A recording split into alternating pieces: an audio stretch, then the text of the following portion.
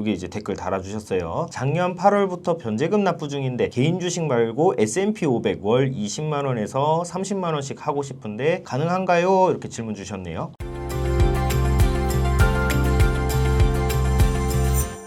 안녕하세요. 유익상 김은찬 변호사입니다. 오늘 유튜브 댓글 읽어주는 시간 다시 돌아왔고요. 하나씩 바로 살펴보도록 하겠습니다. 최근에 이제 업로드된 영상이었어요. 2026년도 개인회생 비용 안내하는 영상에 롱이님께서 댓글 달아주셨는데 수급자 등록이 되면 혜택이 더 있나요? 이렇게 질문 주셨네요. 아마 이제 수급자 등록이라고 말씀하셨으니까 개인회생 진행은 좀 어려울 것 같고 그렇죠? 소득이 이제 없으신 분일 테니 개인 파산을 고려하시는 것 같은데 개인 파산의 경우에 기초생활수급자로 등록이 되어 있는 경우에는 이제 소송구조 신청을 할 수가 있어요.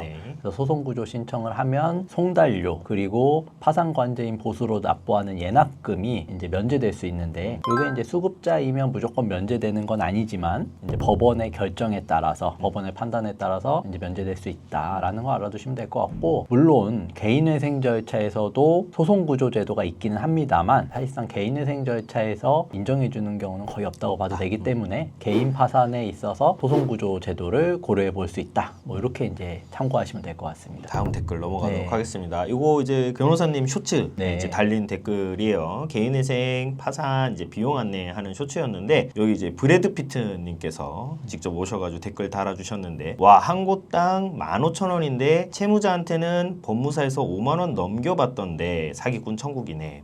그 말 같네요. 그러니까 부채증명서 발급 비용이 뭐 대략적으로 채권사 한 곳당 한 15,000원 정도다라고 안내를 하신 것 같고 이제 그에 대해서 여기 댓글 남겨주신 분께서는 법무사에서 5만 원 받았다, 남겨 먹었다, 사기꾼이다 이 말씀이신 것 같아요. 보통 이제 평균적으로 10,000원에서 15,000원 정도다 이제 저희가 그렇게 안내를 드리고 있잖아요. 근데 요 비용 자체는 기본적으로 채권자, 은행이라든지 금융기관에서 발급을 해주는 발급 수수료가 있고 그 다음에 그 발급 업무를 대행해주는 왜냐하면 은행마다 다 찾아다녀야 되고 일일이 창구 찾아가서 접수를 하고 발급이 되면 그걸 이제 받아와서 다시 이제 정리해가지고 저희한테 보내주는 역할을 하는 건데 그 이제 대행업체 수수료가 들어갑니다. 그래서 대행업체 수수료를 합산을 하면 10,000원에서 15,000원 정도 이제 발생한다 이렇게 안내를 드렸는데 아마 말씀하신 법무사 사무실에서는 5만 원 정도씩 이렇게 받으시는 것 같아요. 보니까 뭐 이제 수임료를 낮게 받는 대신에 뭐 이제 요런 기타 비용들에 섞어가지고 이제 보존하는 것 같은데 그래서 제가 이제 말씀드리는 거는 여러 군데에 이제 상담을 해보시되 그런 세부 항목별로 이렇게 이제 들어가는 비용들에 대해서는 항목별 얼마가 들어가는지도 꼭 체크해 보시라는 게 이제 이런 취지다라고 알아주시면 될 것 같습니다. 좋습니다. 다음 댓글 가보도록 하겠습니다. 그 개인회생 도중에 주식 코인 투자 가능한가요?라는 어떤 주제로 영상을 촬영을 하셨었는데 여기 이제 댓글 달아주셨어요. 작년 8월부터 변제금 납부 중인데 개인 주식 말고 S&P 500 월 20만 원에서 30만 원씩 하고 싶은데 가능한가요? 이렇게 질문 주셨네요. 사실은 뭐 개인회생 진행 중에도 주식 투자는 가능하긴 하죠. 다만 이제 저희가 가급적 인가 이후에 하시는 게 좋겠다라고 말씀드리는 게 결국에는 개인회생 과정에서 진행하다 보면 법원도 계속 주식 투자하는 거를 확인하려고 하고 또 심지어 뭐 주식이나 코인 투자 실패로 개인회생을 하고 있는데도 이 투자를 계속하고 있다는 걸 또 안 좋게 보기도 하잖아요. 그래서 그런 측면에서 말씀드리는 건데 어쨌든 개인 주식 말고 S&P 500이라고 말씀하시는 건 아마 뭐 퇴직연금이나 뭐 이런 상품을 말씀하시는 것 같긴 한데 사실 뭐 ETF라고 하더라도 결국엔 뭐 개인 주식이랑 똑같잖아요. 가능합니다. 가능한데 가급적 인가 이후에 지금 변제금 납부 중이시면 아마 인가 뭐 받으셨거나 개시결정 받으신 것 같은데 뭐 그렇게 하시는 것 자체는 크게 문제는 없다. 다만 단서를 달자면 조건부 인가 받으신 경우에 재산 신고 의무가 있으신 경우에는 요 내역을 이제 제출해야 될 수는 있다 정도까지도 이제 알아두시면 될 것 같습니다. 네, 다음 넘어가도록 하겠습니다. 개인회생 일시변제 관련해서 이제 설명해 주시는 영상에 댓글이 이제 달렸는데요. 안녕하세요. 변제금을 내고 있는데 롯데카드에서 이의 신청을 했더라고요. 이럴 때는 어떻게 해야 하는지 알려주세요. 이렇게 질문 주셨어요. 아마 뭐 이의 신청이 들어왔다라는 거는 개시 결정까지 이제 받으신 단계로 보이고 그러니까 이제 채권사에서 이의 신청을 했는데 이의 신청은 사실 개인회생 진행하는 단계에서는 흔한 일입니다. 어떤 내용으로 이의 이의신청을 했는지는 모르겠지만 롯데카드라는 걸로 봤을 때 추정하자면 이제 뭐 이 사람한테 개인회생을 인정해 주는 거는 뭐 부당합니다. 아니면 변제율이 너무 낮기 때문에 올려야 됩니다. 뭐 이런 정도일 텐데 요거는 채권사의 이의신청 자체가 이유 없다라는 내용으로 대리인 사무실에서 의견서를 잘 내면 대부분은 뭐 그대로 넘어가기 때문에 크게 걱정하실 필요는 없고 사건을 진행하신 대리인 사무실과 상의하셔가지고 사실 요런 정도 이의신청은 보통은 채무자분들에게 안내를 안 하고 그냥 대리인 사무실에서 처리를.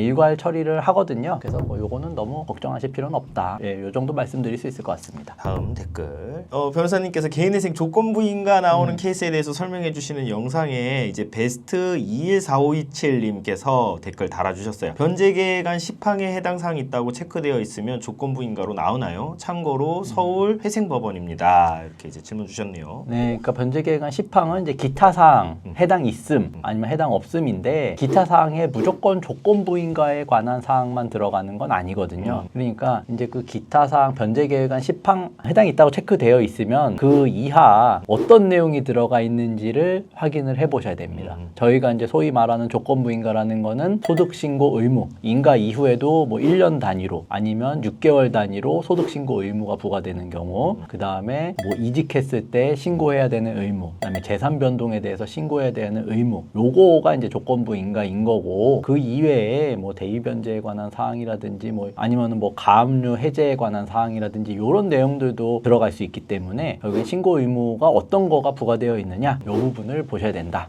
이렇게 정리할 수 있겠습니다. 마지막 댓글, 이제 좀 피날레를 장식할 중요한 댓글입니다. 이제 변호사님께서 개인회생 변호사 수임료 대출해서 납부해도 될까요? 라는 주제로 영상을 촬영을 하셨었는데 여기에 이제 댓글을 달아주셨어요. 이제 댓글 달아주신 내용이 참 믿음직한 변호사분이십니다. 네, 감사합니다. 수임료 대출해서 납부하는 것만큼은 이제 절대적으로 조심해야 조심해야 되고 된다. 왜 조심해야 되는지는 제가 뭐 최근에도 이제 영상을 촬영했고 네. 과거에도 수차례 말씀드린 적이 있기 때문에 반드시 그러니까 뭐 저희 사무실에서 사건을 진행하지 않으신다 하더라도 요것만큼은 꼭 유의하시면 좋겠다. 요거를 제가 한번 다시 한번 좀 강조드리고 싶습니다. 좋습니다. 소위 말하면 대출, 개인회생 대출. 구조적으로 이제 또 브로커도 많이 있고요. 이제 문제가 굉장히 많죠. 그래서 이런 대출 받는 위험성에 대해서 한번 다시 강조를 주시면서 아울러 이제 댓글의 내용도 한번 강조를 하는 그런 시간. 믿음직한 변호사다. 네, 다시 한번 감사드립니다. 오늘 댓글 읽어보는 거는 여기까지 저희 준비해봤고요. 다음번에도 댓글 잘 모아서 한번 읽어보는 시간 가져보도록 하겠습니다. 감사합니다.